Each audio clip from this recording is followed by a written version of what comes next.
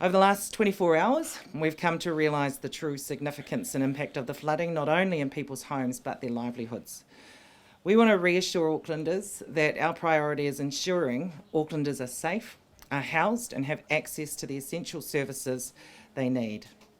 When the state of emergency was declared on Friday evening, we were quick to activate supports, including MSD's 0800 support line, which went live at 7 a.m. yesterday morning. The contact centre yesterday answered 1,190 calls. As of 9 a.m. this morning, approximately 480 calls were received. Yesterday, 35 case managers worked to support the contact centre, with 252 Auckland clients helped. Today, there will be 70 to 80 case managers supporting the floodline, and additional staff have been made available to support contact centre and other contact channels. Civil defence payments were also activated and so far have seen a high level of uptake, over 1,400 payments to over 740 clients, totalling $307,000 on day one of availability. MSD remain well connected with community providers and are in regular contact with them to ensure they're resourced to support people and whānau. Also with the 3 official Auckland evacuation centres, we have case managers on site that are assisting people not only who are staying there, but that others that are coming in because perhaps they're staying with friends and family, but they need support on site, and they're able to give payment cards and stuff there. ACC have been in the process of contacting their most vulnerable clients and have completed 1,337 calls to clients, and have been working with Whaikaha, the Disabled People's Ministry, to support on-the-ground needs for disabled clients.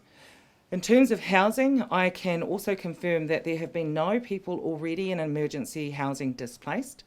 MSD is continuing to work closely with other government agencies and NGO providers to ensure those already in the temporary housing system are not displaced. The Ministry of Housing and Urban Development has been in contact with community and transitional providers in Tamaki Makaurau and will continue to do so throughout the weekend.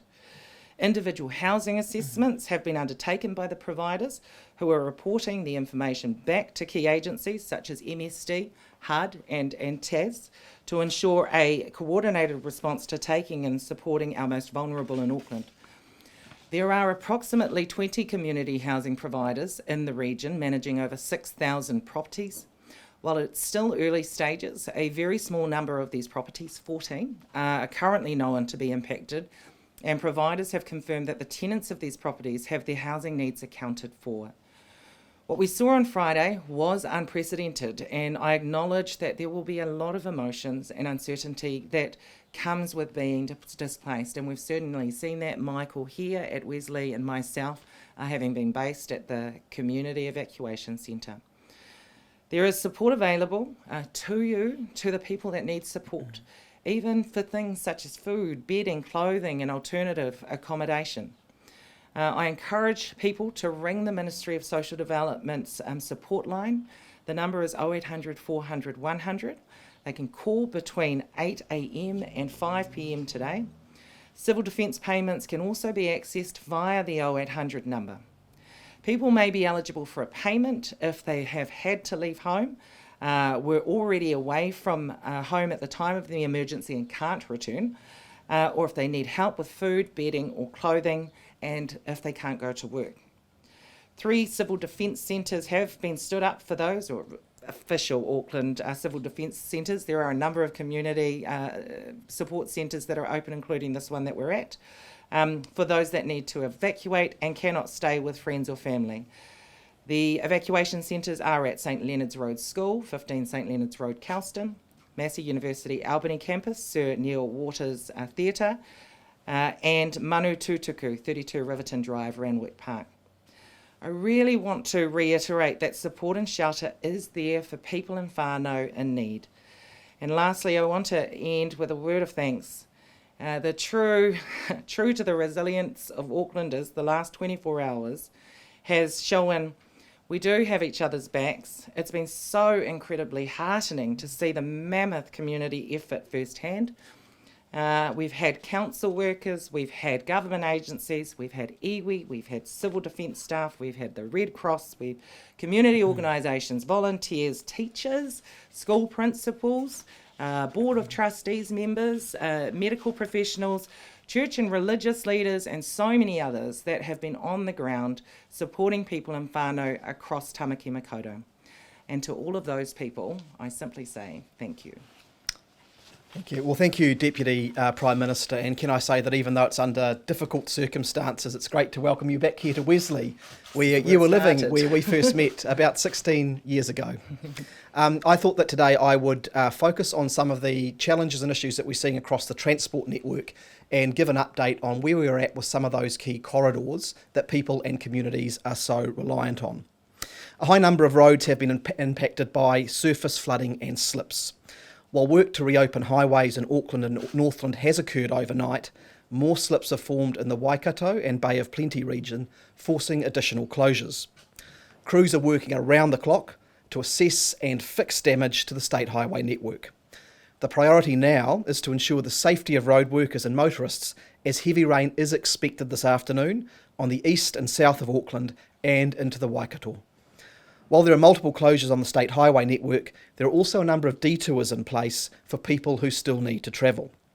On behalf of Aucklanders, I want to extend my thanks to Waka Kotahi staff and contractors around the region and also in the Coromandel, Northland and Bay of Plenty, who have been out in horrendous weather at times, doing as much as they can to quickly reopen key connections for our communities around the network. I also want to thank all road users and local communities for their patience and understanding as we work through this. We can't help the adverse weather, but we can do as well as we can by working together, by being patient. That will help us to minimise those disruptions. In terms of some detailed information about critical roading connections, contractors have been working hard in extreme conditions to reopen State Highway 16.